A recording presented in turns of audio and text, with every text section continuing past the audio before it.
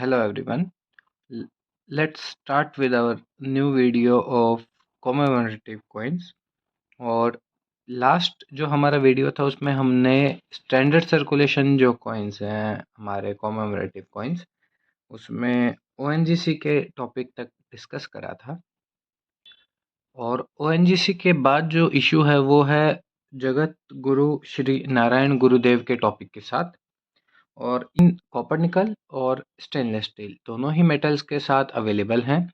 और सिर्फ मुंबई मिंट ने ही दोनों ही मेटल्स के साथ जो कॉइन है वो इशू करे थे। जो कॉपर निकल का कॉइन है उसमें एक म्यूल कॉइन भी है जिसमें आपका ओवर साइड है वो महात्मा बसवेश्वर का यूज हुआ है। इसके अलावा कोई डाई वैरायटी रिपोर्ट नहीं हुई। जो स्टेनलेस स्टील है उसमें आपकी दो डाई वैरायटीज हैं। ओवर साइड में अशोका लॉयन पेडिस्टल जो है उसके दो डिफरेंट साइज हैं। पहली जो टाइप वैरायटी है उसमें ये कॉइन 10.2 मिलीमीटर का है और जो दूसरी डाई वैरायटी है उसमें ये कॉइन 11.2 मिलीमीटर का है। तो जो अगला टॉपिक है वो है स्टेट बैंक ऑफ इंडिया का। स्टेट बैंक ऑफ इंडिया के जो कॉइन्स हैं ये 2006 में इशू हुए थे और ये सिर्फ स्टेनलेस स्टील में ही इशू हुए हैं। कॉपर निकल में ये नॉन सर्कुलेटेड कॉइन्स की कैटेगरी में है। कोलकाता और हैदराबाद मिंट ने ये कॉइन्स इशू करे थे स्टेनलेस स्टील मेटल के साथ। गंगाधर अगला जो इशू था वो है बाल गंगाधर तिलक के टॉपिक के साथ। और ये कॉइन्स कॉपर निकल और स्टेनलेस स्टील दोनों ही मेटल्स में अवेलेबल हैं। सिर्फ मुंबई मिंट ने ये कॉइन्स इशू करे हैं। और कॉपर निकल और स्टेनलेस स्टील में कॉपर निकल में दो डाई यूज हुई हैं इन कॉइन्स में। एक में जो आपका एब्रीविएशन है वो तिलक है और जो दूसरा कॉइन है उसमें ये एब्रीविएशन तिलक जी के नाम से है। जो तिलक जी वाला कॉइन है ये रिकॉल कर लिया गया था मुंबई मिंट के द्वारा, बट कुछ कॉइन्स अभी भी सर्कुलेशन में हैं।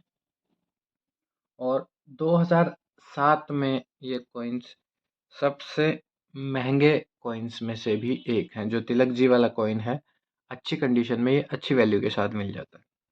अगला जो अपना इशू है वो है the first war of independence. 2007 में ही ये कॉइन्स भी इशू हुए थे। कॉपर निकल और स्टेनलेस स्टील दोनों ही मेटल्स में अवेलेबल हैं। मुंबई मिंट ने इशू करे हैं ये कॉइन्स भी। और जो स्टेनलेस स्टील डाई है उसमें आपके रिवर्स डाई में दो डाई वेराइटीज़ हैं। टाइप 1 है वो 3 सैंडबैग्स के साथ है जो इमेज में आप यहाँ पे देख पा रहे होंगे। और जो टाइप 2 है वो 4 सैंडबैग्स के साथ है। कॉपर निकल जो कॉइन है उसमें मुंबई मिंट ने जो कॉइन इशू करा है ये काफ़ी रेयर कॉइन है और वैल्यूएबल कॉइन है। इसके साथ ही जो अगली सीरीज है हमारी वो है खादी ग्राम उद्योग की। सेम पैटर्न है, मुंबई मिंट ने इशू करे हैं स्टेनलेस स्टील और कॉपर निकल में। सिंगल ईयर मिंटेज है 2007 में और सिंगल ही मिंट है इशू करने में। जो स्टेनलेस स्टील कॉइन है ये और इसमें भी जो कॉपर निकल कॉइन है ये काफ़ी ज़्यादा वैल्यूएबल है क्योंकि इनकी मिंटेज स्टेनलेस स्टील के कंपैरिजन में कम है।